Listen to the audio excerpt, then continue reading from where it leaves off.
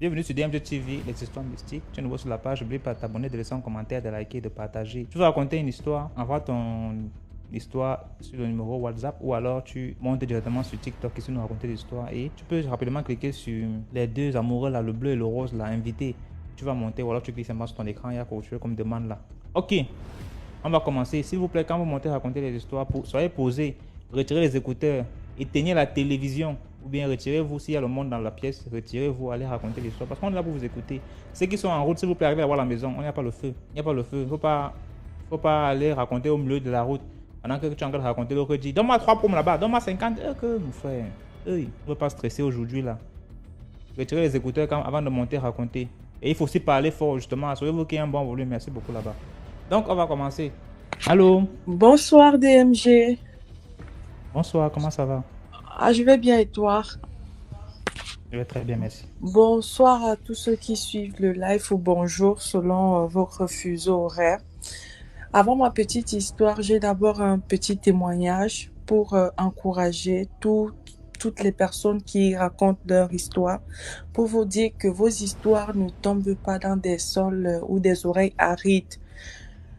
Ces histoires que vous avez aussi peur de raconter peuvent sauver des vies et sauvent des vies. Donc, s'il vous plaît, racontez-nous vos histoires. On a besoin de vos histoires pour toujours avoir nos esprits en éveil. Dans ce petit témoignage, il y a quelques temps, j'étais en train de parler avec un ami et vu que c'est quelqu'un que je connais depuis des années, on a tellement perdu de proches en commun. Et j'étais en train de lui dire, mais les gens meurent, ils partent et qu'ils partent où? Il me dit, il y a même quoi là? Je lui dis, il y a même quoi là-bas? Il me dit, DMG, il me dit, tu sais ce qu'on va faire? Je dis non. Il me dit que celui qui meurt en premier revient dire à l'autre ce qu'il a vu de l'autre côté, dit que gars, pardon. Et toutes les histoires que j'entends sur DMG là. Tu veux et te voir quelque part que tu as d'ailleurs sur la hache. Je ne m'amuse pas. Donc pour vous dire que s'il y a cela 2 ans, j'aurais pu dire oui. J'aurais dit, ok, tu reviens me dire. Et puis je me retrouve dans un problème.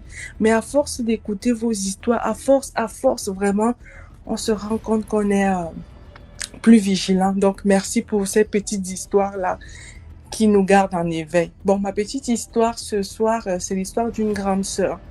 Une fille belle, incroyable, admirable. Et c'était une fille vraiment bien. Et cette fille-là ne sortait qu'avec des boss, comme on dit. Elle avait un type de calibre d'homme qu'elle aimait. Et voilà, on savait que c'était comme ça. On dit la nourriture des grands. C'était la nourriture des grands. Et quelque temps après, cette fille, tout à coup, elle est tombée malade. On n'a rien compris. Et le décès s'est enchaîné. Un jour, on était au deuil de la fille. On va voir le corps. DMG, cette jeune fille de 26 ans, tu voyais le corps, tu te disais que c'est une grand-mère qui a fait la première et la deuxième guerre mondiale. On n'en revenait pas. Sa maman, vu qu'elle avait des litiges avec sa famille paternelle, des litiges de terrain et tout, mystique même aussi, elle était clairement convaincue que sa fille avait été tuée à cause de ces litiges-là.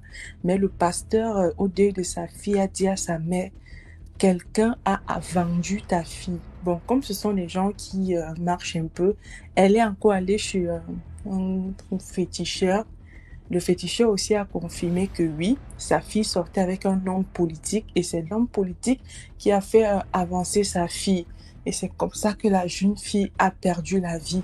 Et ce qui nous étonnait, c'est que chaque fois qu'on allait là-bas, il y avait un oiseau bizarre qui chantait un son bizarre sur sa tombe. Vu qu'ils ne pouvaient pas mettre pied dans leur village, ils ont dû créer un espace pour l'enterrer là. Il y avait juste un oivier. Chaque soir, il y avait un oiseau qui venait toujours chanter des sons bizarres. Ils ont amené des pasteurs et tout, et tout, et tout. Donc de dire à mes sœurs, faisons attention. Voilà une jeune fille qui avait du potentiel, qui est partie comme ça du jour au lendemain. Vraiment, faisons attention. Quand c'est trop facile là, ce n'est pas bon. Ça, on appelle ça retour sur investissement. Donc, c'était ma petite histoire et mon petit témoignage. Ce soir, j'ai une histoire, mais je vais l'envoyer sur WhatsApp parce que ça me concerne personnellement et je ne crois pas avoir le courage pour une fois de la raconter ici. Je ne crois pas. Je vais faire ça en anonyme. Donc, DMG, merci et bonne soirée. Et s'il vous plaît, max d'abonnement, max de partage, max de like. C'est comme DMG le dit, c'est gratuit.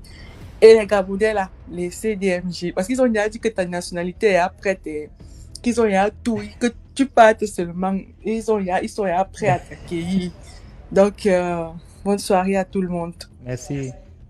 Merci beaucoup, Merci. Mylène, pour l'histoire. Merci, je vous en prie. Allô? Bonsoir. Bonsoir. J'espère que vous allez bien. Bonjour pour ceux qui sont qui n'ont pas. Bonjour pour ceux qui n'ont pas le même fuseau horaire. En fait, l'histoire que je vais raconter est un vécu. Je l'ai vécu. Ma famille, nous l'avons tous vécu et c'était un traumatisme. Voilà. C'était un très très gros traumatisme. Alors, mon père, il est gendarme. Mon père avait été affecté dans une province du Gabon. Ceux qui connaissent bien les Gabonais qui sont connectés ici sauront. On avait affecté mon père à Tchibanga. Voilà, c'est une ville du Gabon. On l'avait affecté. Et le voyage fut difficile parce qu'il était parti en premier. Et nous, donc les enfants et ma mère, nous l'avions rejoint un peu plus tard. Et là, les choses ont commencé à dégénérer parce qu'il y avait des complications de voyage, etc., etc., etc., etc. Donc, Tchibanga, il y a aussi une ville dans Tchibanga, la province en question, il y a une ville qui s'appelle Mayumba. Voilà, comme je disais, les Gabonais qui sont là vont se reconnaître, Mayumba. Alors, c'est une ville inconnue pour nous, hein, parce que mon père et ma mère ne sont pas issus de cette ville-là. Donc, c'était vraiment inconnu pour nous. C'était comme aller à l'aventure, découvrir aussi et tout et tout. Et quand on arrive sur place, on aménage dans un camp de gendarmerie, hein, vu que comme je disais, mon père il est gendarme. Donc, on emménage dans un camp de gendarmerie. Les maisons étaient assez sinistres parce que il y avait peu d'affectation dans cette ville-là. Il y avait peu d'affectation, du coup, les maisons étaient un peu abandonnées, les fenêtres étaient un peu en lambeaux et tout, donc il a fallu qu'on réaménage la maison, qu'on fasse les travaux et tout. La première semaine, tout s'est bien passé, il n'y avait aucun souci et tout. Et particulièrement là où nous étions, il y avait beaucoup d'enfants. Il y avait des tout petits enfants de 4, 5 ans, 10 ans. C'était vraiment, voilà, c'était vraiment un endroit où il y avait plein d'enfants.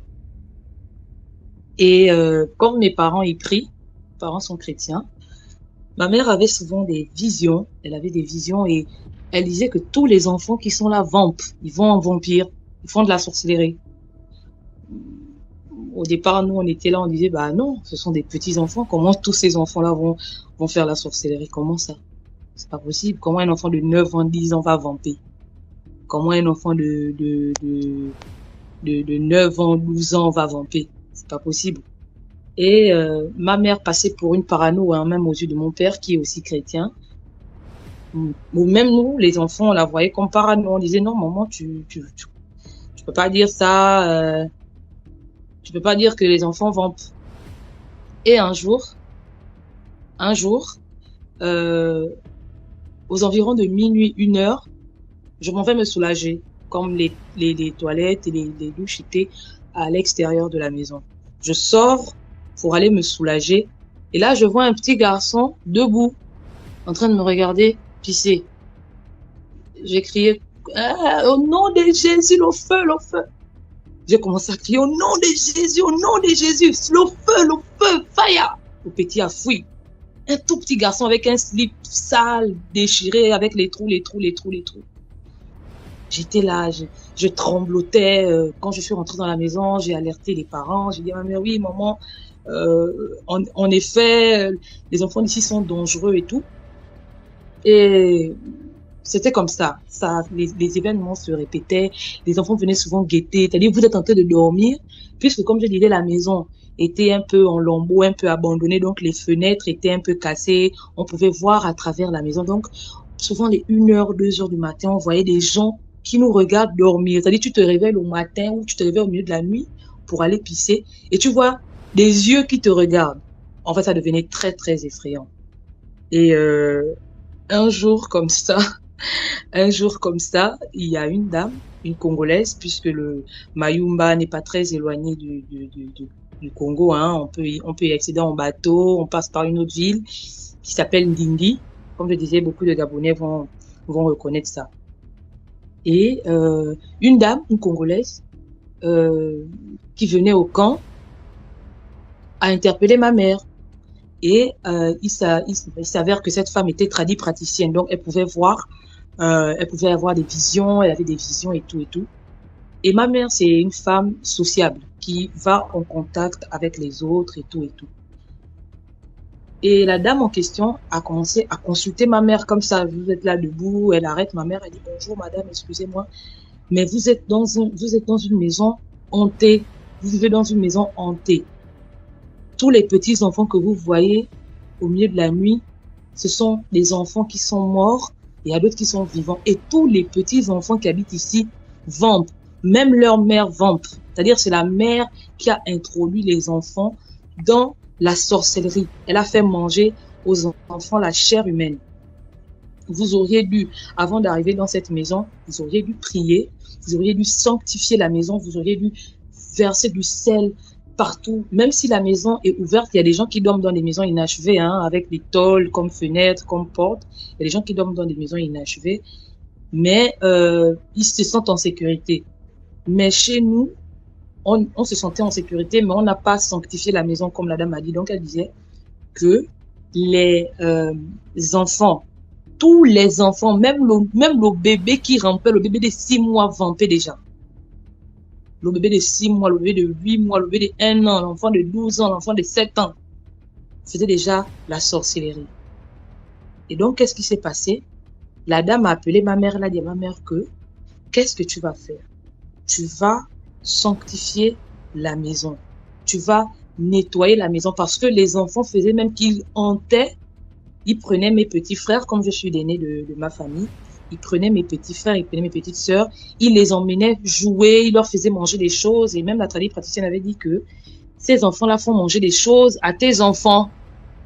Tu te dis que c'est la nourriture, que ce sont les fruits, mais toi qui as des yeux, toi qui n'es pas spirituel, tu vois que c'est la viande, tu vois que c'est le poulet, tu vois que c'est les ailes de poule, le riz, mais ce sont des parties humaines, ce sont des fruits pourris, ce sont des fruits du monde astral, etc., du monde spirituel. Donc ma mère a commencé à sanctifier la maison, elle a commencé à nettoyer la maison, purifier la maison avec les conseils de la tradipraticienne. Les jours ont défilé comme ça, c'était devenu une guerre spirituelle, c'était le combat jour et nuit, c'était des combats. Ma mère avait maigri, mon père aussi avait maigri, c'était devenu des combats, les petits enfants du quartier tombaient malades. D'un coup comme ça, on voyait des enfants, il y a eu une épidémie en 2012 qui s'est produite dans la ville en question. Tous les enfants avaient la diarrhée, tous les enfants mouraient de diarrhée. La diarrhée, tous les enfants. Quand tu vas à l'hôpital, à la pédiatrie, tu ne vois que des enfants malades, que la diarrhée. On ne comprenait pas ce qui se passe. Même les enfants de notre zone avaient la diarrhée, sauf nous. Nous, les enfants, on n'avait pas de diarrhée. Nous, les enfants, on n'avait pas de diarrhée. Les enfants, les petits frères et sœurs, on n'avait pas. Mais les enfants de la cour commune, parce que quand on parle de camp de gendarmerie, c'est une grande cour, hein, il y a des maisons... voilà, les maisons sont assez rapprochées et il y avait une grosse épidémie qui a affecté les enfants. Donc tous les enfants, il y a 2 qui sont décédés. 2 sont décédés durant cette épidémie-là. 2 enfants sont décédés. La mère elle-même, elle est tombée gravement malade. Elle a même cherché à séduire mon père. La dame en question qui avait initié les enfants à la sorcellerie séduisait mon père. Et tout ça, ma mère voyait. Elle avait des visions, et tout. Et un jour, comme ça, le mari de la dame a décidé, le mari qui était le commandant de mon père, a décidé qu'ils doivent partir. Elle a dit, je ne veux plus rester ici. Je préfère une demande d'affectation pour la capitale, pour Libreville. Je ne veux plus rester ici. La dame dit, mais, le monsieur dit, mais pourquoi on part?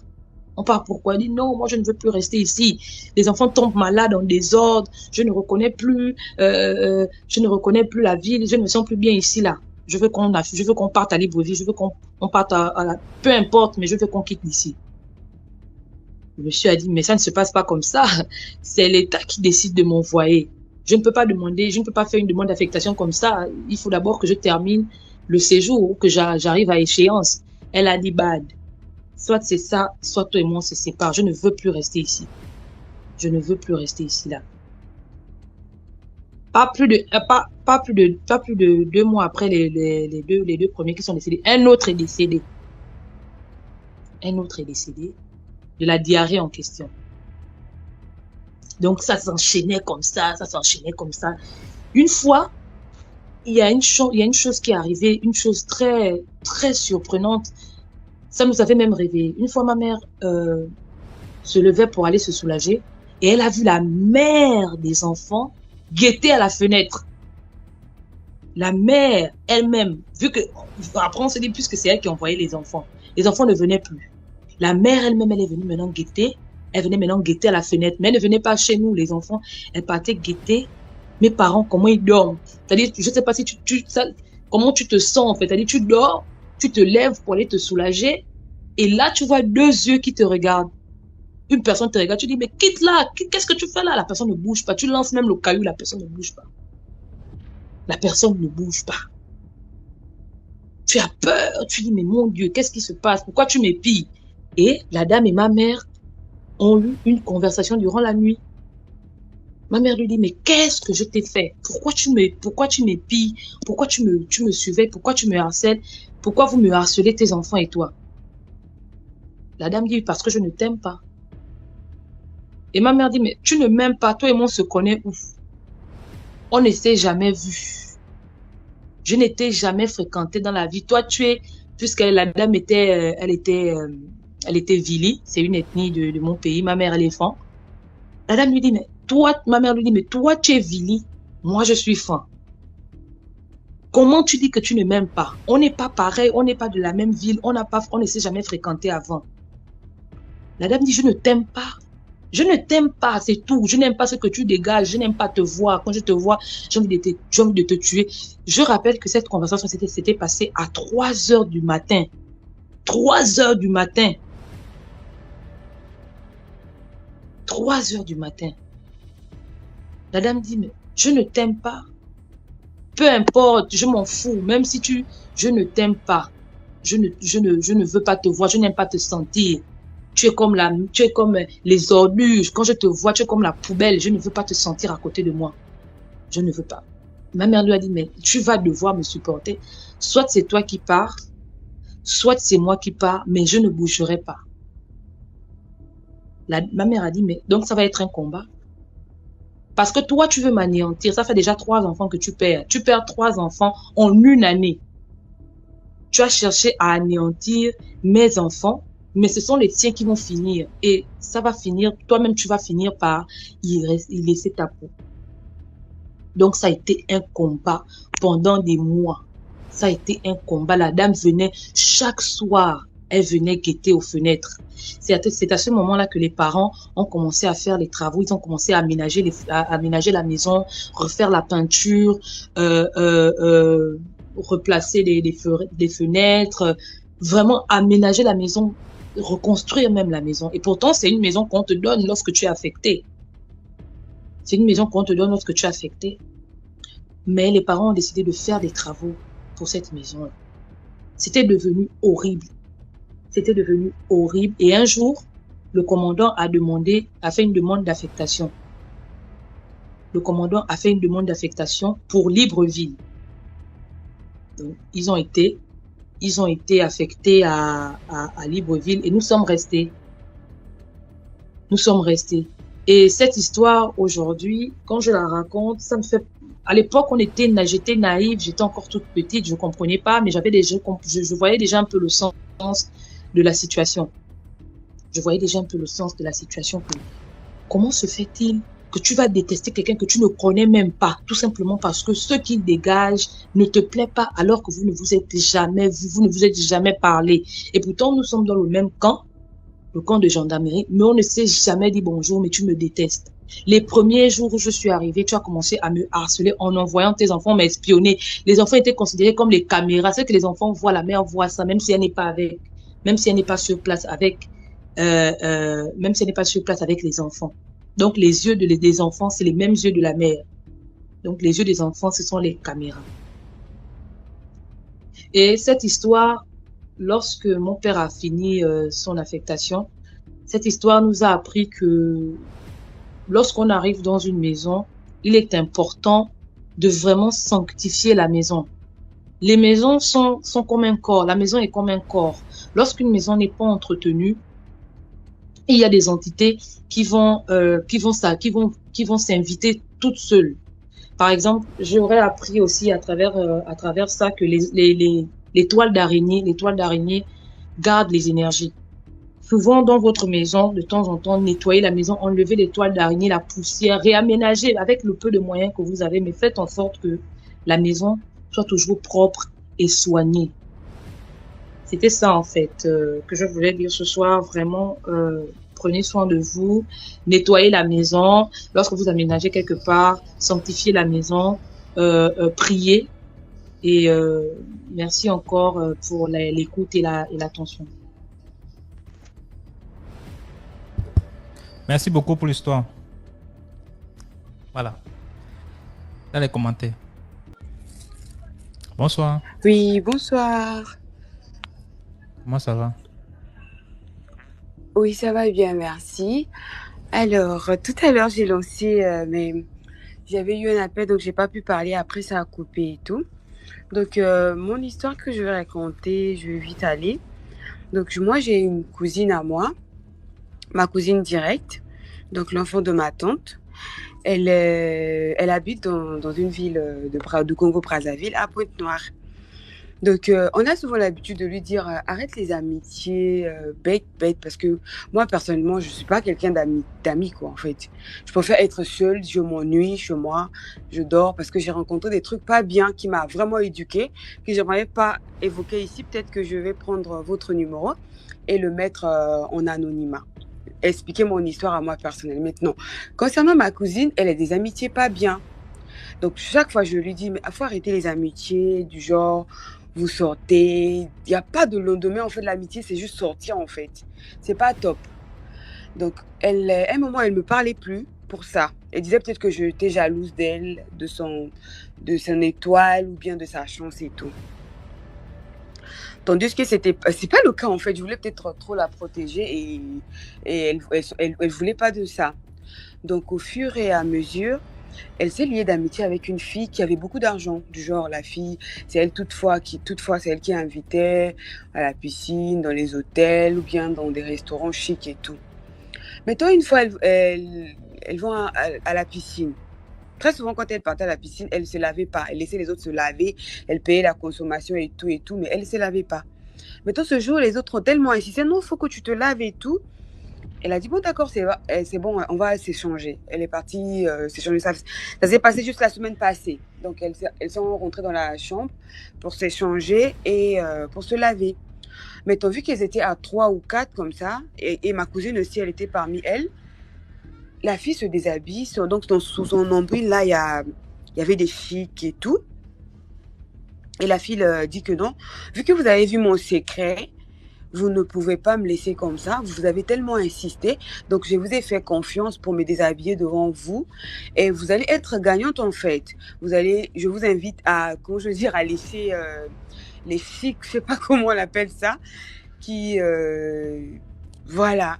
Et je vais vous donner 7 millions à chacune. Ma cousine a dit non, c'est pas possible. Moi, j'ai insisté que tu te laves avec nous pour l'ambiance parce qu'à toute fois qu'on sort, toi, tu te laves jamais, tu es là, tu payes la conso et tout. Tu viens pas à la piscine avec nous. Donc, moi, je peux pas accepter ça. Elle a eu tellement de la trouille qu'elle est sortie de là, elle est rentrée chez elle. Elle n'a même pas pris la peine de prendre le taxi. Elle a marché à pied. Elle a dit peut-être que si je prends le taxi, quelque chose de mal peut m'arriver ou bien je peux faire un accident. Elle est arrivée à la maison, elle a eu peur d'expliquer à ma mère parce que sa mère était morte. Donc, la seule mère qu'il a reste, c'est ma mère. Donc, c'est ma mère qui s'occupe d'elle et tout. Donc, elle a eu peur d'expliquer parce que ma mère allait vraiment s'inquiéter ou peut-être faire une crise et tout. Elle est venue m'expliquer. Elle dit, Yaya, regarde ce qui m'est arrivé et tout. Je sais que ça va pas te plaire parce que toutefois, tu me dis de ne pas avoir des amitiés bêtes et tout. Je lui ai dit, ah, là, moi, je suis pas de la même ville que toi. Je te conseille d'aller voir un pasteur. Donc, elle est partie voir un pasteur. Actuellement, elle est toujours chez le pasteur pour la prière parce qu'elle fait des rêves pas bien. Elle fait les rêves. La fille vient dans le rêve pour dire que, mais attends, le contrat qu'on s'est dit, c'est comment? Toi, tu as vu mon secret. Mais toi, je fais comment? Donc, ça m'a vraiment fait la touche. Jusque-là, je m'inquiète toujours. Je l'appelle toujours pour demander qu'est-ce que le pasteur a dit. Parce qu'au final, j'ai fini par expliquer à ma mère pour qu'on la laisse pas seule, en fait. Donc, ma mère, elle est partie avec elle chez le pasteur pour prier, pour ne pas qu'elle... En fait, pour vraiment, vraiment la protéger parce que ça m'a vraiment fait la trouille que j'ai eu peur. Donc, je viens face à ça pour dire, avec cette histoire-là, dire aux filles, les amitiés bêtes là, à dormir debout, c'est pas top en fait. Ma chérie, si tu dors chez toi, rien ne va t'arriver. Si tu t'ennuies, dors, je sais pas, rentre sur TikTok, regarde les vidéos, rigole, ça te saoule, tu dors. Les amitiés bêtes là, vraiment, je sais pas. C'était mon histoire, en tout cas, j'espère que ça va éduquer beaucoup de gens. On demande qu'elle avait quoi sur le nombril, la fille là. Comment on appelle ça, une plaie avec beaucoup de... Comment on appelle ça? On appelle ça quoi, les chics? Je sais pas. Tout qui sort avec les puces. Je sais pas s'ils ont appelé ça les puces. Quand une plaie pourrie là, ce qui sort là, c'est quoi? Des asticots. Voilà, des asticots, exactement, des asticots. Vous avez compris, non? Voilà, Les c'est des asticots, gens dans les c'était des commentaires là. asticots sur sa On n'a plaie. pas compris, elle avait quoi sur le nombril, elle avait quoi sur le nombril, c'est ça qu'on a dit alors maintenant. Des asticots sur sa plaie en fait. Et vraiment, c'est... Si tu racontes ça, si c'était une autre personne, j'allais peut-être dire c'est faux, mais c'est arrivé à ma propre cousine. Elle m'a expliqué en pleurant d'ailleurs, vu que je ne suis pas dans la même ville qu'elle. Moi, je suis dans un autre pays. Elle est à Brazzaville, à Pointe-Noire.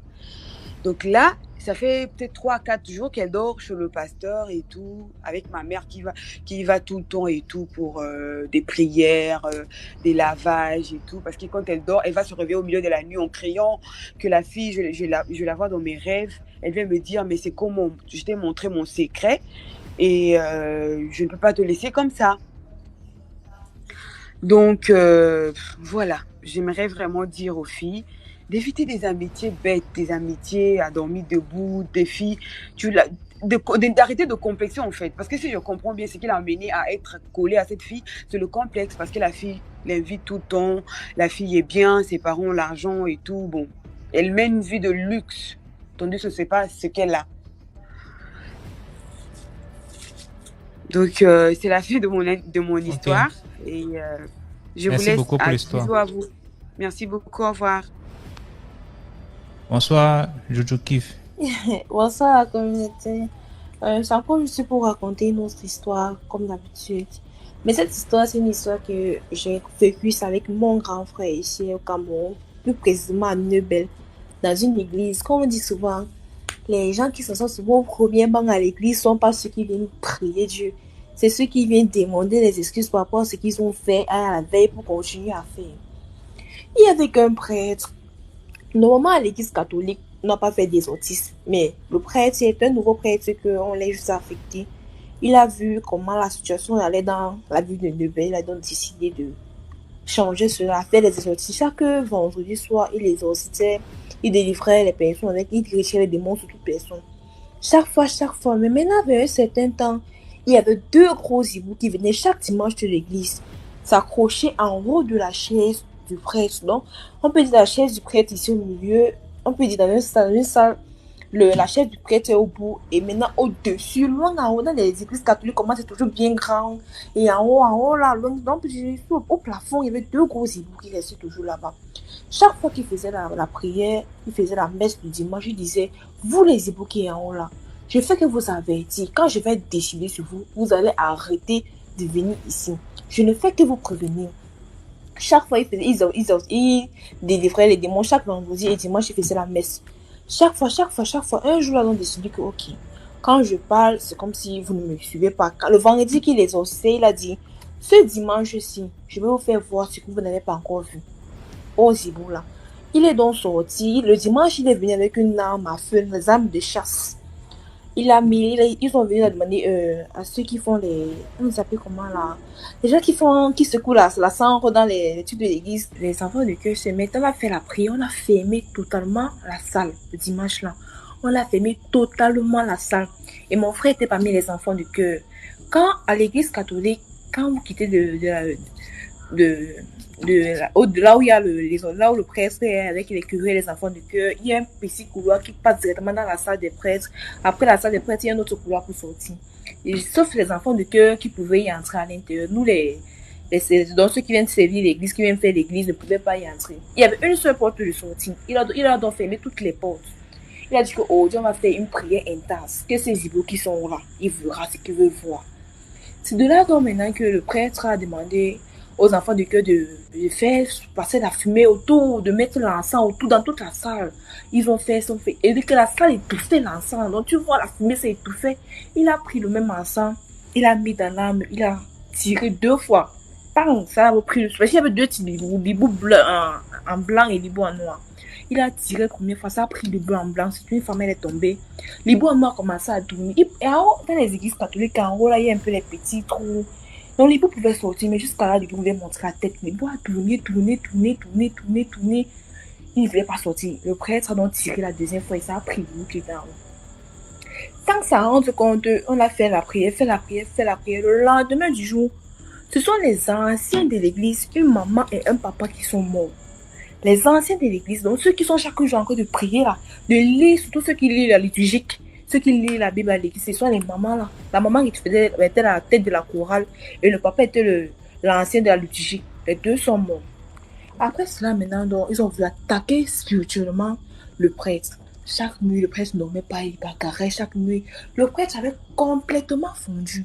Et de ce quoi les anciens de l'église, les sorciers même qui sont à l'église, qui font la prière, sont allés demander renfort de partout. Et c'est de là qu'on a attaqué le prêtre. Ils oubliaient que le prêtre d'un était Bafan. Et de deux, son papa était notable. L'un des notables de Bafan. Il est parti voir son papa pour dire, papa, comme tu vois là, vraiment, ça ne va pas. L'église a reçu, j'ai sorti, mais on ne veut pas me laisser.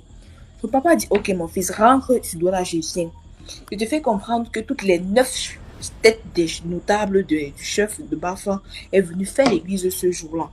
Ce jour, ils ont fait l'église, les notables étaient là. C'était juste un combat spirituel entre les mauvais et les bons. Dans la salle, ils ont combattu. L'église est finie. Malheureusement, on les attendait déjà dehors. Les notables les attendaient déjà dehors. Maintenant, il y a la chefferie de Bas-Pointou, la chefferie de Bana, il y avait 5 chefferies de Bafan qui étaient à la base de notable. Ils sont allés dans un grand stade à Bandebel, juste après l'église l'église catholique de Bana qui est à Bandebel. Si beaucoup connaissent ça, ils vont bien vous dire. Ils ont dit que ok, les Kunga, chez nous on appelle les Kunga, les gens qui portent les habits, les notables qui portent des habits pour faire les cérémonies des funérailles, tout le monde appelle les Kunga. Ils ont commencé la cérémonie à danser. Ils ont retiré une grosse mamite au milieu du stade. Une énorme mamite, plein de choses décorées, des trucs. De ce quoi maintenant, ils ont commencé à parler parce qu'ils ont bloqué la messe, que personne ne sort, que personne ne rentre dans la messe, que tous ils vont assister à la cérémonie là. Ils ont piqué maman, ils ont demandé à maman là d'aller chercher le sac qui bloque toutes les sagesses des enfants de Debel. Elle a dit, moi je sais pas ce qui se passe. On dit, et je parle pour la deuxième fois, vas-y récupérer le sac qui bloque la sagesse des enfants de Debel. Ils ont dit, non, on ne connaît pas. Ils ont dit, ok. Ils ont fait danser. Le sac qui était de la maison de la maman a atterri au milieu de la cérémonie. On a dit, ok, tu as voulu nier que tu ne bloques pas les sagesses des enfants. Sache donc que maintenant, si tu ne pourras pas rentrer, parce que tu rentres, tu vas mourir. Donc, reconnais et dis la vérité. Elle a dit, je reconnais, je suis désolée. Ok, si tu essaies de nous attaquer, on va finir avec toi. Mais nous, on rentre avec ce sac. On a retiré des bois, dans les petits rigoles, des bomas, tout ça, des serpents. En fait, c'était vraiment effrayant, ça faisait peur. Ça faisait vraiment peur.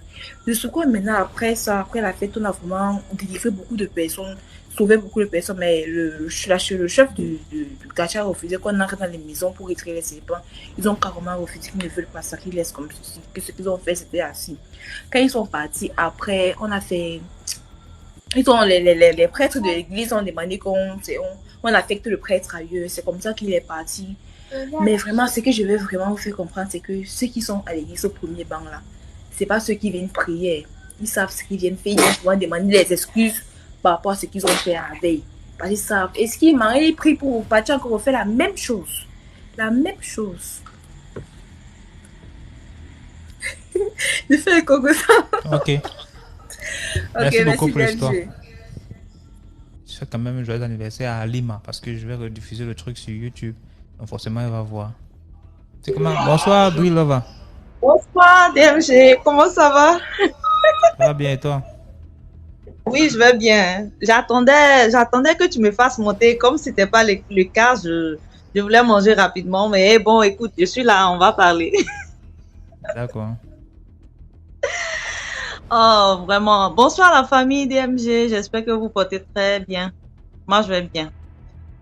L'histoire que je vais vous raconter aujourd'hui, normalement, j'ai envie de raconter deux histoires, mais je vais raconter une et puis après, je vais revenir raconter la seconde.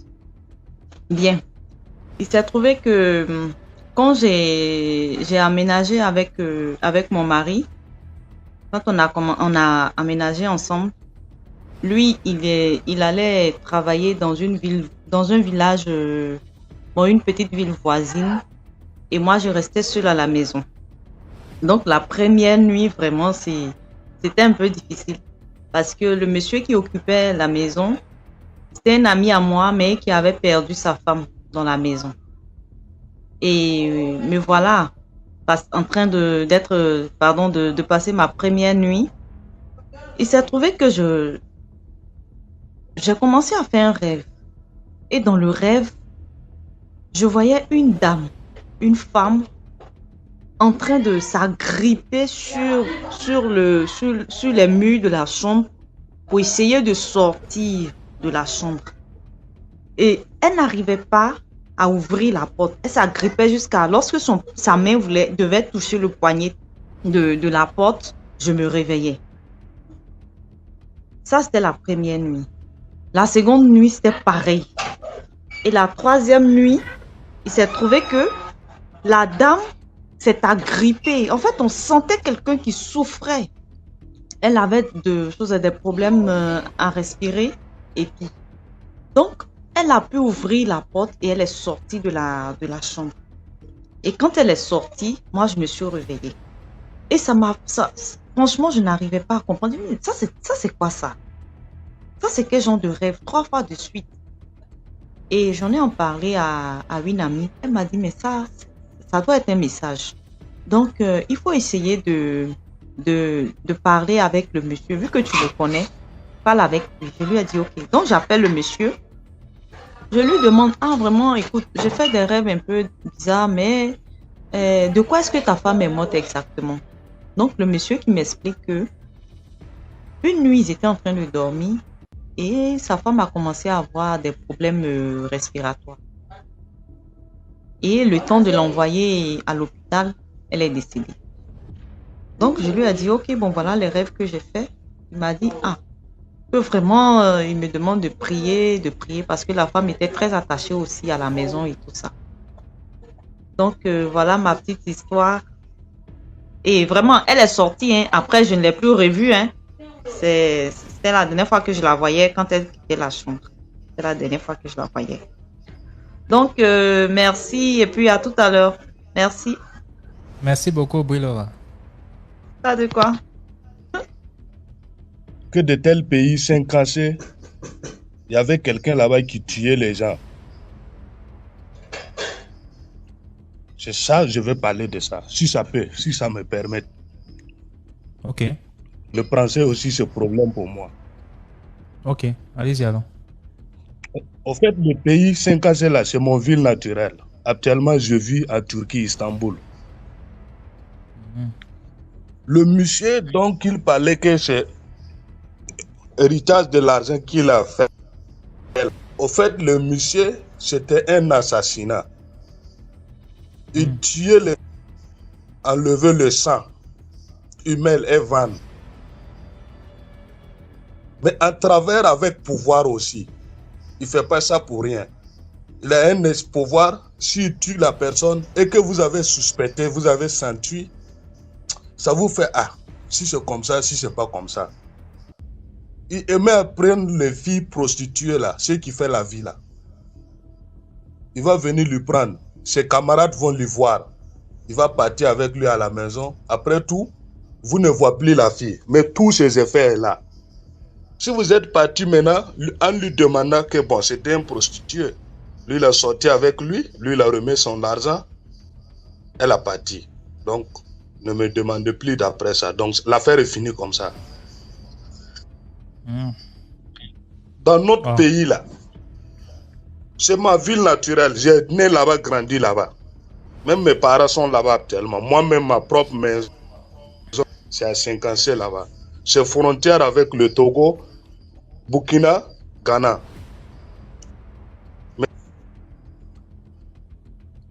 Maintenant, un jour, dans mon étage, mon niveau, je fais la technologie là-bas. En bas de mon niveau, il y a un papa qui fait essence. Là, c'est une autre histoire, bien c'est la même histoire. C'est la même histoire. Ah.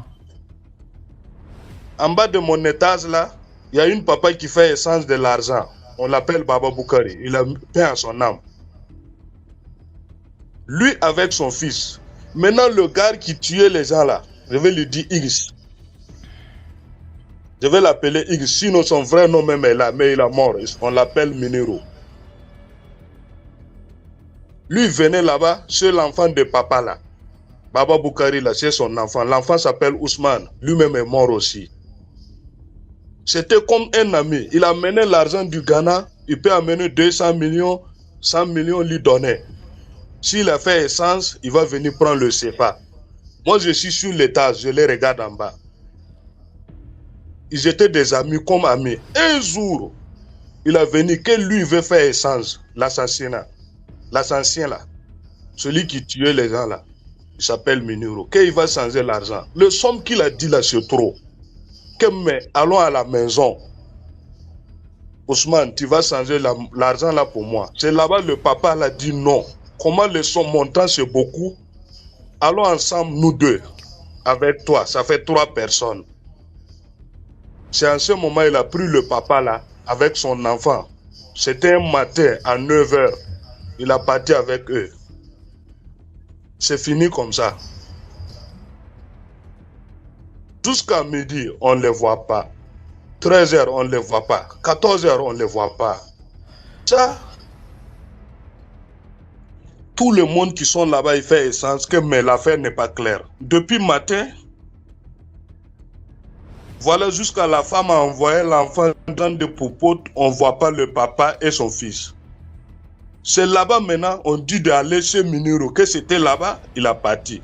Son téléphone sonne, ça ne décroche pas. Le téléphone de son enfant aussi sonne, ça ne décroche pas. Jusqu'à 19h, c'est en ce moment, tous les jeunes, nous tous qui sont des voisins là-bas, on travaille là-bas, on a organisé, parti dans la maison de Minero pour chercher le papa avec son fils. Arrivé, on a trouvé Minero, il est là. C'est comme ça, il nous a dit que c'est vrai. Lui, il les a appelés, changer l'argent. Ils sont partis depuis matin, il les a pas vus. On va faire comment? On va retourner. Et on a retourné. Arrivé à la maison, on voit que l'affaire ci, c'est pas clair. On est reparti dans la maison de Minero. Minero est toujours là. On dit non, l'affaire n'est pas claire. Nous, on comprend rien.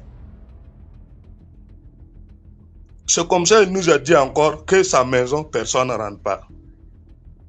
On était obligé de partir dire à la gendarmerie et à la commissariat et c'est le chef. C'est comme ça, le gendarmerie nous a suivis, arrivé là-bas et 10 personnes ne rentrent pas dans sa maison. La gendarmerie a fait demi-tour. Il a le pouvoir, quoi. Tout ce qu'il dit, c'est ce que les gens suivent. C'est en ce moment la gendarmerie est retournée. Nous aussi, on a parti. Arrivé en ville, on dit ça va pas. Il faut qu'on retourne encore, même si on va fouiller la maison forcément. Arrivé, il nous dit que ça rentre pas. Tout le monde est là. Tout le monde dit, ah, comme il dit, ça ne rentre pas, on ne peut pas rentrer. On a parti chez le chef. Le chef même l'a dit de venir. Il dit, le chef, lui, il ne vient pas. Le chef du pays était obligé de déplacer Lucif. C'est un enfant. Il a 22 ans. Il a 22 ans. Le chef l'a suivi là-bas. Il dit, le chef, que lui, sa maison, le chef ne doit pas rentrer. Personne ne rentre pas. On ne fouille pas sa maison. Le chef dit, ah, comme c'est comme ça, on n'a qu'à repartir. Toute la population du village là, c'est une petite ville quoi, Saint-Cassé là. On a retourné. Ah, arrivé là-bas aussi, ça ne va pas toujours. On ne comprend rien. Un petit ici là, on veut rentrer et dire non. On va organiser encore, on vient. Il est devant la porte. Que personne n'entre pas. On repart. La troisième fois, on dit bon, on va attendre jusqu'à demain. Si on n'a rien compris comme nouvelle, à ce moment, on va partir là-bas. Donc chacun est parti, tout le monde est dispersé. Lendemain matin, vers 9h, nous tous, on a organisé dans la maison de Papa Boukari, avec son fils Ousmane là. Maintenant, on veut faire le groupe, tout le village. C'était le jour du marché du pays. Les gens ont marché à cause de l'affaire là. Parce que le gars même, c'était quelqu'un qui était... On lui suspectait, mais son pouvoir est fort. Personne ne peut rien dire. Quand le monde est là, maintenant, on est en train de parler à rentrer. Voilà les femmes du village qui ont quitté dans leur village pour venir le marché de notre ville là. On a vu le groupe là. Ils demandent il y a quel problème ici. C'est comme ça on l'a expliqué. Il y a un papa avec son enfant qui est sorti depuis hier pour aller faire... Tu peux faire un résumé s'il te plaît? Résumé, pardon? Rends un peu plus court l'histoire s'il te plaît. C'est fini comme ça, c'est toute l'histoire là ça. Ah ok. C'est comme ça, il a dit que voilà, ils ont vu deux personnes en bas du pont là-bas, ils sont morts. Quand tout le monde courait arriver, ils ont vu que c'est le papa avec son enfant. C'est à ce moment maintenant, tout le monde dit forcément, on n'a qu'à aller sur la maison de Minourou, rentrer forcément savoir ce qui se passe. En ce moment, celui qui a mené les gens à aller jeter là-bas, Minourou l'avait proposé l'argent. Il a ramassé, venu jeter, il a refusé de lui donner l'argent, les sommes. C'est lui maintenant qui a déclaré l'affaire. Arrivé dans sa maison, quand on a rentré, on a trouvé lui-même est là. C'est en ce moment, voilà, on a rentré à la maison, forcément, voilà les caleçons, les enfants, tout ça là. Et il avait fait une pile dans la maison. C'est là-bas, ça se trouvait les assiettes. Ils sortaient avec tous leurs habillements. C'est comme ça qu'on a pris à aller donner la gendarmerie. La gendarmerie veut lui amener en prison. C'est là-bas la population a recommencé à lapter les cailloux. Il s'est rendu l'âme. Donc l'histoire s'était passée comme ça. Il n'a pas beaucoup de femmes aussi. Ok. Merci beaucoup pour l'histoire. Donc l'histoire. c'est l'histoire là, je me dis, comment on dit, le français c'est le problème. Sinon il y a plein d'histoires, pas ça là. Ça l'a fait monter. Parce que j'ai écouté la fille, elle dit que tout le pays c'est ce que les enfants font. C'est ça, moi je n'ai pas d'accord. D'accord. Donc merci DMG, merci toute la population. Merci à toi pour le... Au revoir, bonne soirée. Bonne soirée à toi aussi. Merci.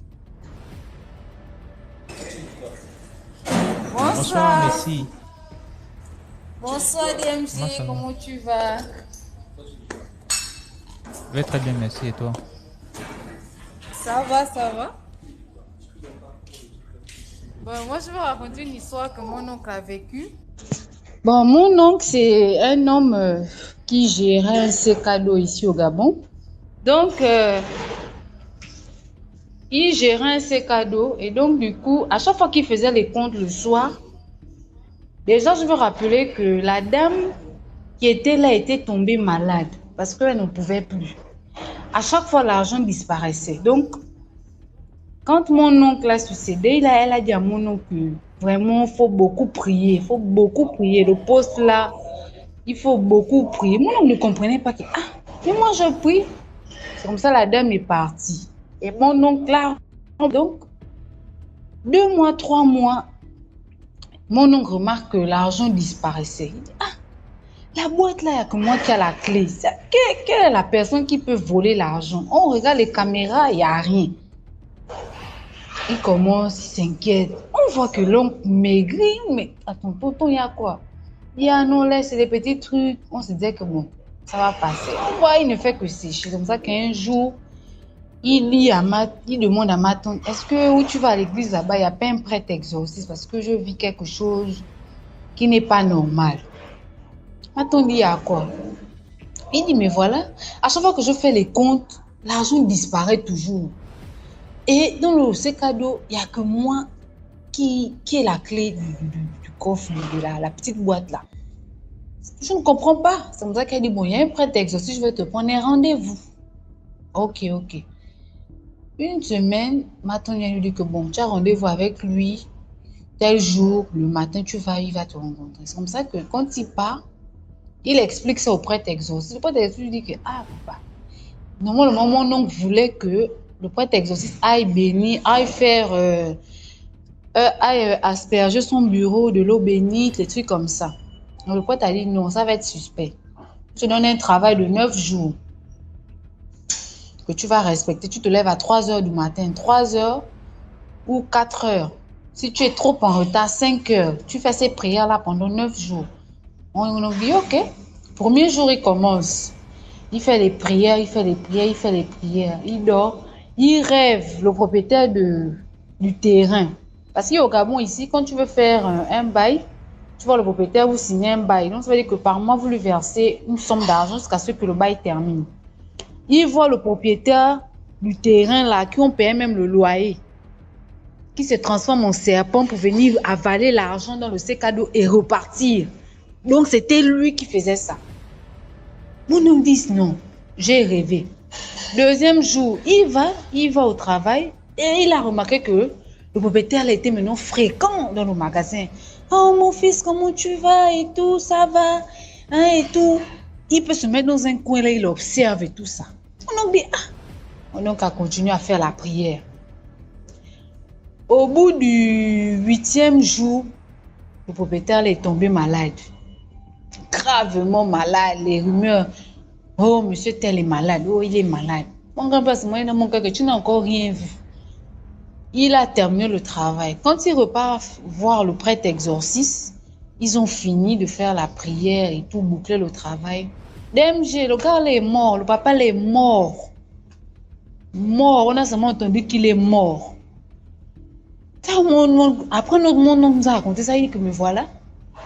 Donc, je suis allée m'embourber comme ça. Et quand il a su que le papa est mort, il a changé. Il a dit non. Ça là, je pouvais risquer ma vie. Et quand tu fais les manquants dans ces cadeaux, c'est ton argent. Si c'est 3 millions que tu as laissé, tu travailles, on retire dans ton argent. Ça veut dire que si tu as un salaire de 800 000, on enlève pendant au moins 2 ou 3 mois, tu rembourses tout. Et tu vas toujours rembourser l'argent même que tu n'as pas dépensé. Donc, quand le papa est mort, mon grand-père a dit que, pardon, mieux j'arrête. Donc, il a démissionné. Jusqu'aujourd'hui, mon grand-père est parti de là, il a trouvé un autre boulot. Donc, c'était pour dire que, vraiment, il faut... toute chose, c'est Dieu. C'est Dieu. Parce que la dame était malade à cause de ça.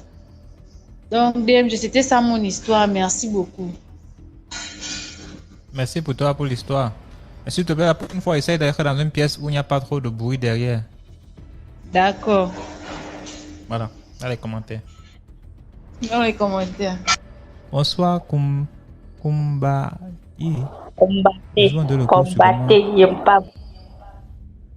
Ok, combattez. Voilà. Bonsoir, DMG. Comment ça va? Comment vous allez? Je vais bien chez toi. Très bien, merci. Ok, j'ai mon petit histoire à raconter. Au fait, je sortais avec quelqu'un en 2000, le moment de Covid-19 là. Je sortais avec lui depuis 2015, mais l'histoire est arrivée en 2019. C'était mon gars. On était ensemble. Entre-temps, on avait eu des petits problèmes. Et moi, j'étais partie en Côte d'Ivoire. En fait, je suis togolaise. Donc, moi, j'étais partie en Côte d'Ivoire. Et par téléphone, on a réglé notre problème. Et on causait normalement. Donc, c'était que je devais quitter la Côte d'Ivoire. Et puis, aller chez lui à Lomé. Avant de descendre au village. Il avait créé un groupe. Et il m'avait mis dedans. Donc, chaque soir, il a envoyé des sujets de rire et on riait. Maintenant, un jour, parce qu'en Côte d'Ivoire, je travaillais là-bas. Un jour, mon patron m'avait envoyé d'aller faire photocopie. Quand je suis arrivée, j'ai vu un jeune qui était assis et il ressemblait tellement à mon gars. Et j'ai dit, ah, les gens se ressemblent des... Et je suis venue, j'ai salué le gars. Et il a pris. Et il a souri, je n'avais rien compris. Je suis rentrée parce que quand on m'a envoyé, j'avais pris une copine aussi pour qu'elle m'accompagne. Donc quand nous sommes rentrés pour faire photocopie, j'ai dit à la fille là, j'ai dit, tu as vu le gars qui m'a souri dehors? Il ressemble à mon gars. Mais je ne lui connais pas, pourquoi il me sourit? Et la fille là m'a répondu que peut-être il veut me draguer. Comme mon gars est au Togo, donc je peux avoir un gars aussi en Côte d'Ivoire qui se ressemble à celui du Togo, que ça va beaucoup m'arranger. Maintenant, on a fini de faire le photocopie. Nous sommes sortis, je n'ai plus revu le gars. Mais le visage de mon gars était toujours dans... Je sais pas, je ne comprenais pas. C'est comme on appelait son nom dans mes oreilles, partout, partout. À chaque fois, quand je fais photo, je l'envoie d'abord avant de publier. Donc, j'ai fait photo, je l'ai envoyé, il n'a pas lu. J'ai vu qu'il n'a pas regardé. Je l'ai écrit. Il a lu, mais il ne m'a pas répondu. Maintenant, nous sommes rentrés à la maison. On était rentré vers les 19h30, mais j'étais très fatiguée. Quand j'ai pris ma douche, j'ai dit je vais me reposer un peu avant de monter sur le groupe qu'il avait créé. Des fois, il envoie des sujets qui font rire, quoi. Maintenant, quand je suis montée sur le groupe, je vois on a écrit « Paix à ton nom » et on a balancé sa photo. J'ai dit « Aïe, comment ça ?» J'ai pris mon téléphone, je l'ai appelé directement. Ça n'a pas sonné. J'ai appelé sa maman. Pareil. J'ai appelé sa grande soeur. Rien. Maintenant, je suis montée dans le groupe là. J'ai écrit la personne qui a balancé sa photo là. J'ai demandé le gars. J'ai dit, tu t'es trompé ou bien c'est photo de Crépin? Et le gars me dit que c'est lui. Qu'il était malade depuis un mois. J'ai dit, hey, comment ça? Il m'a dit oui, qu'il était malade, il était à l'hôpital. Déjà, il était à l'hôpital quand on s'écrivait. Un jour, je me rappelle très bien que je l'ai appelé en appel vidéo. Il a décroché, mais il cachait son visage, il ne voulait pas me regarder. Maintenant, il me disait qu'à mon retour, de payer à checker en Côte d'Ivoire, passer lui donner et puis continuer chez nous au village. Donc maintenant, quand ça s'est passé comme ça, j'ai dit non, ça ne peut pas être possible parce que lui et moi on a causé avant-hier. J'ai pris ces vocaux qu'il m'a envoyés avant-hier, là j'ai balancé dans le groupe et tout le monde a crié. Les gens disent qu'il était à l'hôpital, qu'il était hospitalisé, gravement malade même. J'ai dit, pourquoi il ne m'a pas dit? Donc, franchement, ça m'a beaucoup marqué. Ça veut dire qu'il était mort et il est venu, je ne sais pas, me voir ou quoi, je ne sais pas. Je ne sais pas. Parce que quand je suis rentrée faire photocopier, je suis sortie là. Le gars qui m'avait souri, je ne l'ai plus revu. Vous voyez, non? Donc, c'était pour dire quoi? Peut-être quand on dit que les gens meurent, c'est fini là. Moi, je dis que c'est quand quelqu'un meurt et son jour n'est pas encore arrivé, la personne revient toujours. Hmm. Et c'est fin Ça veut dire de qu'il est mon venu histoire. il est venu te dire au revoir, en fait. Sûr, parce que je me rappelle bien quand on s'aimait fort, fort, fort là, on avait décidé de faire pacte de sang. Le moment qu'on s'aimait très fort, fort là, on avait décidé Ça de veut dire que faire tu as des raisons pacte de maintenant sang. d'aller, il faut vraiment chercher à prier fort, fort, parce que ce que tu as fait là, c'est terrible. Hein. Non, on Le pacte n'avait de pas sang, ça fait. suit. On Même après la mort, c'est pas n'avait tout. pas Hein. fait. Il faut vraiment chercher à te libérer de ça. Oui, on n'avait pas fait. On n'avait pas fait Mhm. vraiment. Voilà, on Ok. avait décidé de faire, mais à la dernière minute, c'est lui-même qui avait refusé. Moi, j'étais d'accord. Je lui forçais même. Parce que je l'aimais beaucoup. Toi, tu étais d'accord? Oui, moi, j'étais d'accord. Je lui forçais de faire. Pourquoi Mais tu voulais lui, il faire le avait pacte de sang? refusé. Je sais pas, moi, je l'aimais. Je sais pas. Et tu penses vraiment que c'est un pacte de sang qui va vous lier à jamais, que c'est la bonne chose à faire, ou bien c'est comment? En tout cas, c'est après sa Tu mort. vas être lié avec lui dans le monde physique ou dans le monde spirituel? Franchement, hein, c'est pas facile l'amour là. Parce que C'est pas si facile. Hein. si ce que tu continues comme ça, peut-être le prochain, tu vas encore vouloir faire le pacte de sang. C'est un truc très dangereux à Ah, faire. Il faut éviter ça. non, DMG. J'ai décidé de ne même plus tomber amoureux jusqu'à parce que ça m'a fait très mal. Ça m'a fait très, très mal. Donc, j'ai dit, je ne vais même plus tomber amoureux profondément comme ça. Tomber amoureuse n'est pas le problème, mais le problème, c'est des pactes de sang. Hein? En Tu tout peux faire avec cas, quelqu'un que je n'aime pas. Ça ne va servir à rien. c'est vrai. C'est vrai. Sinon, c'est Voilà. moi-même Sinon, qui le merci pousse. beaucoup pour l'histoire et toutes nos condoléances. Juste toutes mes condoléances parce que les gens, il y a les sorciers de commentaires qui ne compatissent pas. Toutes mes condoléances Merci. pour ta Merci. perte. Même quand vous n'étiez pas encore mariés, hein, c'était encore les trucs de cachette là, n'est-ce pas? Mhm. Hmm. Ok. J'ai pas Les entendu. commentaires. D'ailleurs, j'ai pas entendu ce que tu as dit. J'ai pas entendu. Dans les commentaires, c'était pas important, t'inquiète pas. Ouais. Coucou DMG. Bonsoir. Bonsoir. Comment ça va? Ça va, j'ai tellement tapoté sur ton nez que j'ai mal au doigt. Pourquoi mon nez est pointu comme ça là?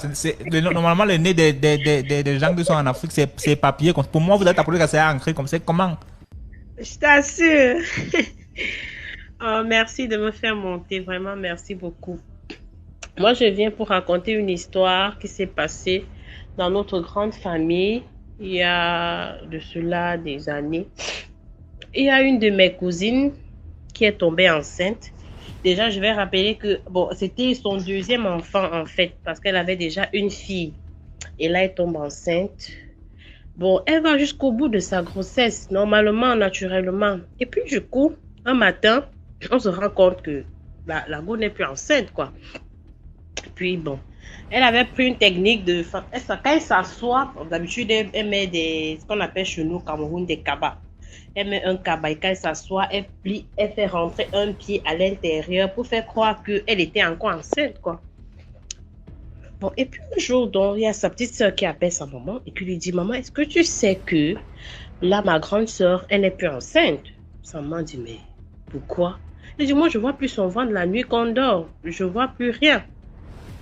Ça allait dans tous les sens et puis sa maman a commencé à s'alarmer, appeler ses oncles, appeler tout le monde. Il y a donc un de ses cousins qui a dit, mais c'est grave, si on lui demande, on l'appelle, donc on demande à la go. Bon, on a remarqué que tu n'es plus enceinte.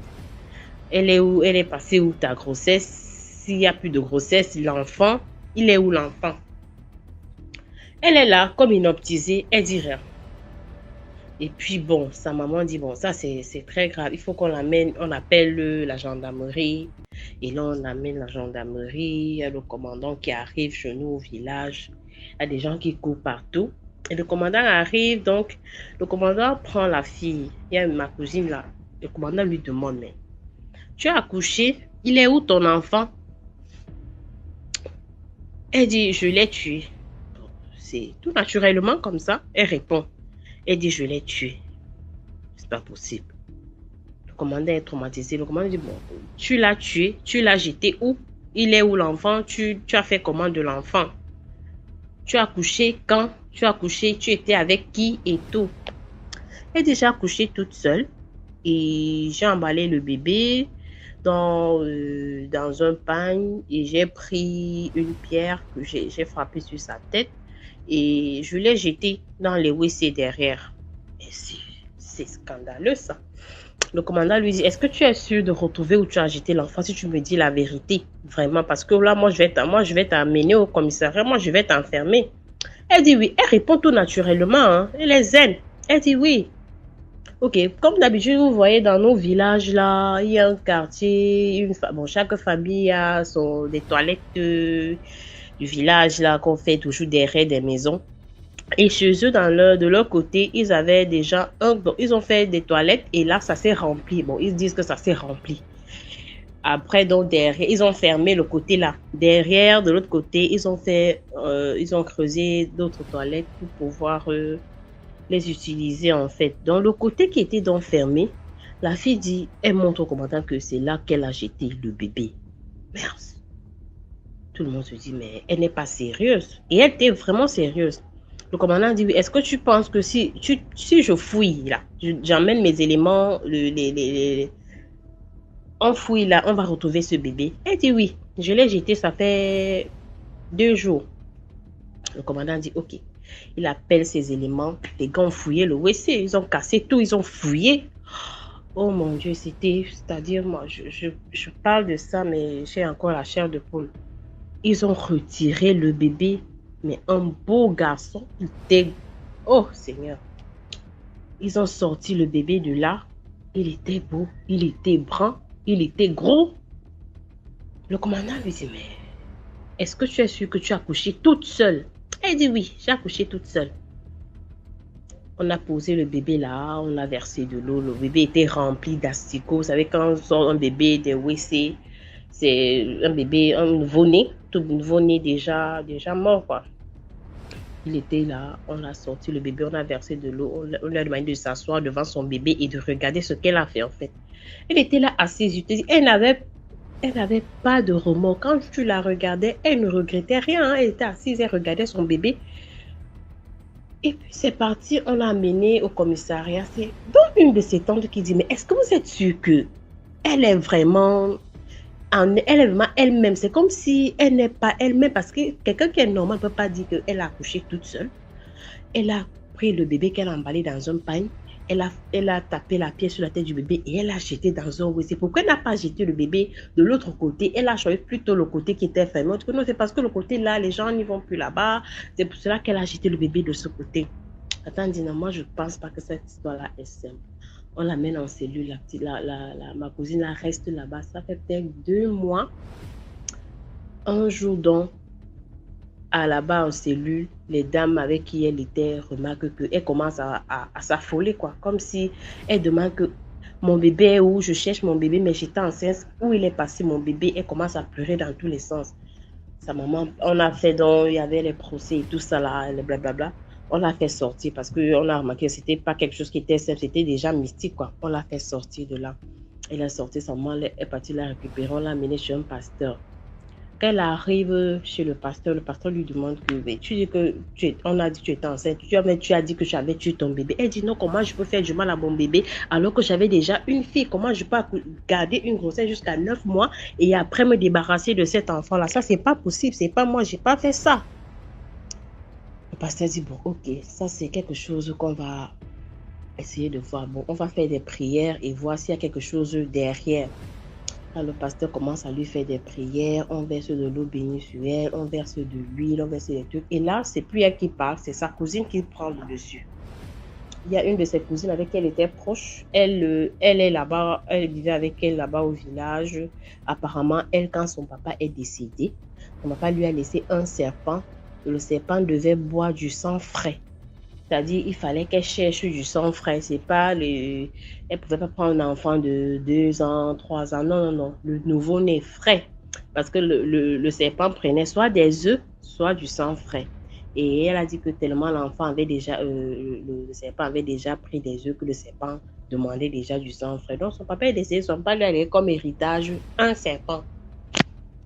Le pasteur commence à dire, et pourquoi c'est l'enfant de ta cousine que tu as choisi? Que je n'ai pas vu, il n'y avait pas autre chose. Il y avait personne dans la famille qui était enceinte et il fallait que le serpent de mon fils, il fallait que je nourrisse le serpent que mon père m'a laissé. Sinon, c'était moi qui partais. Sinon, c'était mes enfants que le serpent allait prendre et tout.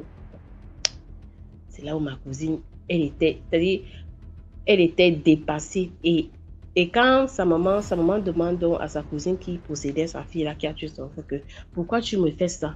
Tu as ta maman qui a des enfants, pourquoi tu ne peux pas prendre ton enfant et donner au serpent que ton père t'a laissé?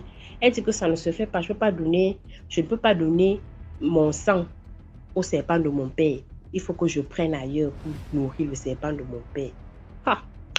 C'est-à-dire, ma cousine, quand elle est revenue à elle, elle a demandé, là où on avait même enterré son bébé, chaque jour, elle restait assise des heures, elle pleurait, elle demandait des excuses à son bébé. C'est après que les gens ont su que c'était pas elle. Elle n'a pas fait ça de son propre gré, parce que sa cousine a su. Quand elle a commencé à avoir des contractions, c'est là où sa cousine l'a possédée. Elle a permis à ce qu'elle accouche toute seule. Et qu'elle tue son bébé et qu'elle parte jeter le bébé du côté des toilettes où le serpent restait. Là-bas dans leur WC qui était derrière leur maison. Elle a jeté le bébé là-bas, elle l'a nourri, elle est venue s'asseoir tout tranquillement. Elle était encore possédée par elle. Donc quand les gens voulaient remarquer qu'elle n'était plus enceinte, là, sa cousine lui donnait des... Donc c'était comme si elle qui téléguidait son corps en fait. Donc c'était triste et traumatisant pour elle aussi. Après là, pour concevoir, pour elle, a dit non, elle va d'abord rester comme ça, elle va plus accoucher et tout. On lui a dit non, c'était pas de ta faute. C'est arrivé. Tu as été choisi, ce sont les choses qui arrivent, mais souvent il faut beaucoup prier, rester dans la prière, donner ta vie à Dieu et tout remettre. Prochainement, tu remets ta grossesse à Dieu quand tu vas encore concevoir et tout. Donc, ce que moi je vais dire là, c'est qu'il y a vraiment des sorciers dans nos familles. On dit souvent que le mal de quelqu'un ne vient pas de loin. Mais moi, le jour là, j'ai confirmé. Et là, le malheur de quelqu'un ne vient pas de loin. Sa propre cousine à elle a pris son bébé pour nourrir le serpent que son père lui a laissé. C'est quelque chose que vraiment, personne ne peut supporter ça en fait. Personne. Donc, merci beaucoup. DMG, j'ai d'autres histoires. J'ai une autre histoire qui concerne directement ma petite sœur. Mais je vais d'abord laisser la place aux autres. Peut-être je vais remonter après. Merci.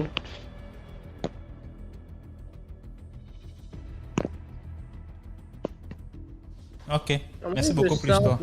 DMG. Bonsoir. Bonsoir DMG.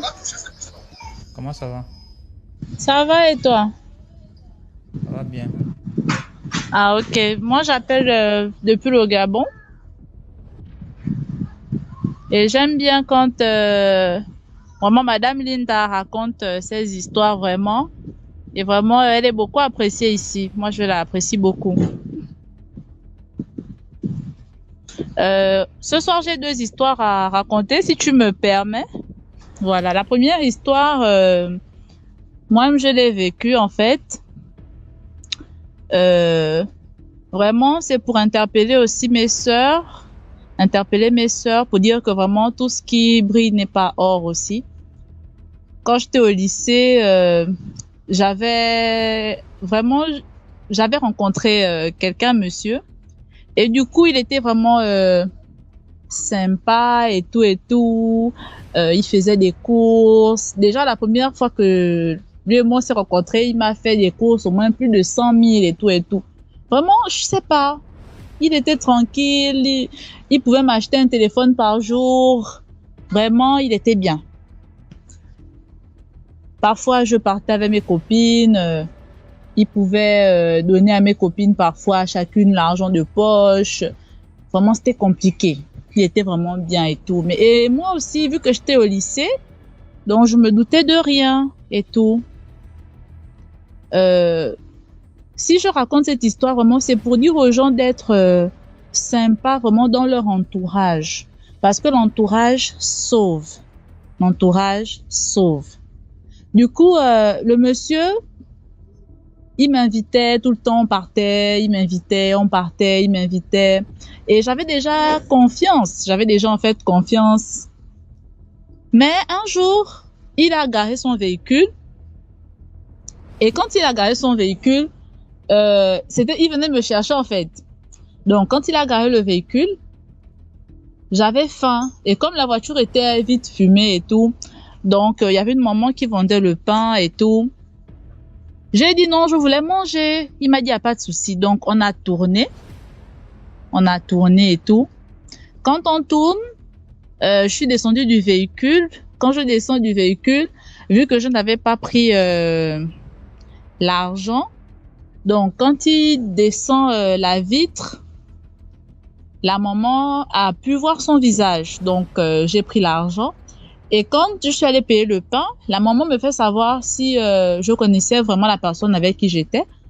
J'ai fait comprendre à la maman que vraiment, je le connaissais pas vraiment, que lui et moi on s'était rencontrés, mais je connaissais aucun membre de sa famille et tout. Et du coup, elle m'a fait savoir que il était dans des pratiques et qu'il a sacrifié toute sa famille. En fait, il y avait un mariage, donc il a payé le billet à tous les membres de sa famille. Et quand ils sont partis, tous les membres de sa famille, son père, sa mère, ses frères directs, ses sœurs directes, sont décédés sur le champ. Et donc, du coup, comme son papa était vraiment un grand homme du pays, il a hérité de tout. Et qu'il faisait dans des pratiques, dans des crimes, il appâtait des filles et après, il les tuait. Donc, du coup, quand elle me l'a dit, elle m'a dit, du coup, il faut rapidement enlever ton corps parce que c'est vraiment mal barré. C'est vraiment mal barré. Et du coup, j'ai eu du mal à remonter dans le véhicule. J'ai eu du mal à remonter dans le véhicule, mais j'ai quand même pris mon courage à deux mains, mon sang-froid et tout. Je suis montée dans le véhicule, j'ai fait comme si de rien n'était. Dès que je suis arrivée à l'école, vu que je n'avais pas montré où j'habitais, j'ai directement changé de puce et tout. Et c'est vrai, il faisait des tours à l'endroit où il venait souvent me prendre, mais après, il a arrêté. Et du coup, j'ai pu être sauvée parce que la maman m'avait vraiment averti. Sinon, je ne sais pas où je devais être aujourd'hui parce que j'avais vraiment confiance. J'avais vraiment confiance. Parce qu'il m'appâtait et je peux voir dans les commentaires des personnes qui disent non, elle nous prend pour des maboules. Non, quand je dis un téléphone par jour, c'est-à-dire quand il offrait un téléphone, le jour qui suit, si je lui dis le téléphone est gaspillé, il achetait un autre en fait. Donc c'est pas pour vous mentir ou bien pour vous raconter n'importe quoi. Non. Voilà. Ça c'était la première histoire. Voilà. Pour la seconde histoire, c'est ma sœur qui l'a vécu. C'est ma sœur qui l'a vécu et quand elle était au lycée, elle était allée avec ses amis. Elle était allée avec ses amis au niveau de la plage. Elle est partie avec ses amis. Et quand elle part avec ses amis, tout se passait bien. Tout se passait vraiment bien. Ils sont arrivés, un petit pique-nique et tout. Et à un moment donné, quand elle est arrivée, elle voulait pas aller loin, elle voulait rester un peu au large, continuer à manger et à boire. Mais après, avec le mouvement des autres, elle est allée, elle a plongé, elle a retrouvé les autres et tout. Et quand elle a retrouvé les autres, vraiment, elle se sentait pas bien. Et au bout d'un moment, les autres étaient à côté d'elle, mais elle apercevait une dame. Elle voyait une dame, elle pouvait apercevoir une dame, mais la dame se rapprochait de plus en plus. Mais elle n'arrivait pas à comprendre, elle n'arrivait plus à bouger. Et en fait, c'est comme si le temps s'était arrêté parce que les autres, en fait, pour beaucoup, étaient déjà retournés sur la terre ferme. Mais elle était encore dans l'eau. Et du coup, plus la femme se rapprochait, plus elle faisait, elle était en train de faire sa prière parce que la dame était vraiment bizarre. Elle était de dos, donc juste des cheveux et elle était dans l'eau. Donc elle priait, elle priait, elle priait, elle priait, elle priait, elle priait, elle priait. Et du coup, quand elle a terminé la prière, elle s'est rendue compte que elle arrivait maintenant à se déplacer, elle arrivait à se déplacer, elle arrivait à se déplacer. Et du coup, les autres n'ont pas compris parce que elle s'est retrouvée au milieu, je peux dire, net, au milieu de la plage, c'est-à-dire pas au milieu, mais quand même un peu loin de là où étaient les autres. Donc du coup, après ça, elle est rentrée à la maison. Quand elle rentre à la maison, elle nous a expliqué et tout. Et la nuit, quand elle a dormi, elle s'est retrouvée directement dans les eaux. Elle s'est retrouvée dans les eaux, elle s'est retrouvée à la plage, dans le songe, dans le rêve qu'elle a eu à faire. Elle s'est retrouvée à la plage et arrivée à la plage, quelqu'un l'a tirée dans de l'eau et elle s'est retrouvée directement dans les eaux. Il y avait des maisons, il y avait un peu de tout, il y avait des habitants, elle pouvait voir certaines entités, elle pouvait voir. Et du coup, elle a paniqué, elle s'est dit, mais franchement, qu'est-ce que je fais ici? Et elle a reconnu la dame. La dame était de dos, mais après, elle a vu la dame, elle s'est retournée. Et la dame lui a dit un truc du genre, tu ne vas plus te réveiller et tout. Tu es venu, c'est bon, tu ne pourras plus retourner. Et du coup, elle a fait une prière. Elle a fait une prière et maintenant, c'était un combat parce qu'elle n'arrivait plus à se réveiller. C'était un combat. Et il fallait qu'on fasse des prières.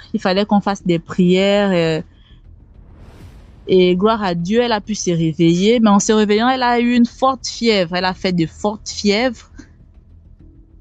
Elle nous a expliqué ce qu'elle a vu. Et là, vraiment, j'ai pu comprendre que vraiment le monde spirituel existe, quoi. Le monde spirituel existe. Donc, c'était les deux histoires que j'avais à raconter. DMG. Merci beaucoup pour l'histoire.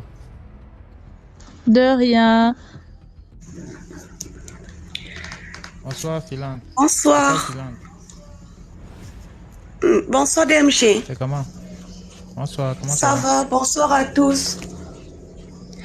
Pardon, ne vous moquez pas de moi. Moi, je ne sais pas trop raconter les histoires. Mais je tiens quand même à raconter cette histoire avec vous, à partager cette histoire avec vous. Bon, en fait, c'est une histoire que j'ai vécue. Hein. Il y a des bruits derrière toi. C'est qui ferme la porte? Non, c'est moi qui fermais la porte. Bon, donc je disais, c'est une histoire que j'ai vécue moi-même. C'était en 2017. Voilà, à l'époque, j'habitais, je suis d'abord, au départ, je suis gabonaise. À l'époque, j'habitais à Lui. Et il faut savoir que donc, quand j'étais plus jeune que ça, j'aimais bien le groove. J'aimais bien le dehors et tout. Donc, ce qui fait que chaque week-end, j'étais, le dehors, c'était pour moi. Et comme j'avais une tante avec qui je m'entendais très bien, avec qui j'aimais groover, donc un samedi après les cours, elle m'a appelé. Bon, c'est moi qui l'avais appelé. Je l'ai appelé, je lui ai dit, bon, je suis en train d'arriver chez toi. Comme c'est samedi aujourd'hui, j'arrive chez toi. Elle habitait dans un quartier qu'on appelle le chantier moderne ici. Elle m'a dit, d'accord, arrive. Mais quand je l'ai appelée, je l'ai senti, je l'ai trouvée triste au téléphone. J'arrive. Comme avant d'arriver chez elle, il y avait une petite montée. Pour ceux qui connaissent le chantier moderne, avant d'arriver au Carrefour Plaisance, quand tu reviens du côté du Fin-Goudron, il y a une petite colline là, une montée pour arriver chez elle. Mais avant la colline, il y a d'abord un petit pont. Il y a l'eau qui passe là. Donc, quand j'arrive au niveau du petit pont, je croise un monsieur. Qui m'interpelle. Oh non, bonsoir et tout, vous êtes jolie, vous allez où? Je dis au monsieur que non, je vais rendre visite à ma tante. Et le monsieur me dit, ah, tu n'es pas du quartier. J'ai dit non, je ne suis pas du quartier. C'est ma tante qui habite ici et tout. Et là, il me dit, bon, ok, donc va chercher ta tante et vous venez prendre un pot. Je regardais le monsieur, je dis, bon, Moi c'était ça ma vie, quoi, boire, groover. J'ai dit, ok, il n'y a pas de souci, je n'ai pas trouvé d'inconvénient. C'est comme ça que je monte toute contente que ma petite miette avec laquelle je suis sortie là, apparemment, on ne va même pas dépenser ça. J'arrive chez ma tante, je dis à ma tante que il y a un monsieur que j'ai croisé là au pont là en bas là, qui nous invite à boire. Mais ma tante n'est pas vraiment dans ses humeurs. La personne avec qui tu as pour habitude de groover, tu sens que ça ne va pas. Mais elle n'est pas souriante, elle est triste. Je dis, mais c'est quoi le problème? Pourquoi tu es comme ça? Ça me fait comprendre que non, le mec avec qui elle sortait, il est décédé et tout et tout. J'ai dit, comment il est décédé? Après, elle me dit, je ne sais pas. On me l'a annoncé ce matin. Et par la suite, moi, je lui ai dit, mais moi, le mec que j'ai croisé en bas là, le monsieur que j'ai croisé en bas, est-ce que tu le connais? Ça me dit, décris-le un peu. Parce que les gens du quartier là, vraiment, c'est certainement quelqu'un qui t'a déjà vu ici. C'est comme ça que je me mets à décrire le monsieur et tout. Elle me regarde.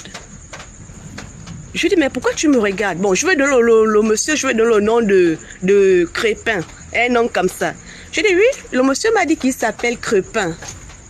Elle commence à pleurer, elle s'est mise à pleurer. Du coup, je la regarde, je ne comprends rien. Elle me dit, tu es sérieuse? Je dis oui. Elle me dit, il était habillé comment? Je décris comment le monsieur était habillé. Elle me dit, assieds-toi. Elle rentre dans la maison. Elle prend la photo du monsieur. Elle me dit, c'est le monsieur là que tu as vu. J'ai dit, oui, c'est celui que j'ai vu, que je t'ai dit à l'instant qu'il m'a invité à prendre un pot. Elle commence à pleurer, elle me dit, oh non, c'est lui qui est décédé. On l'a trouvé mort il y a 2 jours. Il est mort il y a 2 jours dans sa chambre. On l'a trouvé mort et tout et tout. Et quand je décris comment le monsieur était habillé, elle me dit, effectivement, quand on l'a trouvé mort, c'est la même tenue qu'il portait, DMG. Je vous jure que, en fait, si je pouvais sortir en vampire, quoi, j'allais m'envoler.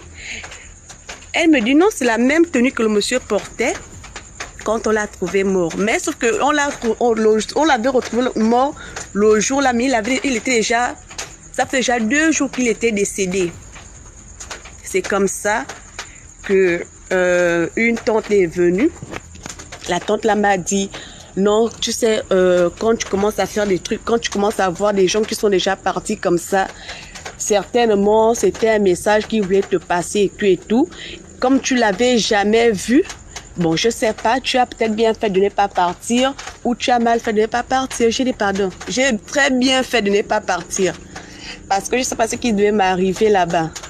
Donc, c'est un peu la petite histoire que je voulais vous raconter. Et c'est pour dire que, comme il y a une qui disait là que parfois les morts ne sont pas morts. Il y a des gens, surtout quand ils sont morts dans des conditions mystérieuses, leur esprit ne part pas de suite, quoi. Leur esprit ne part pas de suite. Vraiment, faisons attention au dehors. Et c'est un peu ça. C'était un peu ça la petite histoire que je voulais partager avec vous. Merci. Merci beaucoup pour l'histoire. On va seulement se revoir mercredi. Merci à tous ceux qui étaient dans le direct aujourd'hui. Donc, merci à tous ceux qui ont envoyé les cadeaux, ceux qui ont partagé, ceux qui ont liké. Voilà. On se reprend mercredi à 20h00. C'est mieux. Comme je travaille le dimanche aussi, c'est pas évident. Ok. Prenez soin de vous, surtout pour y avant de dormir.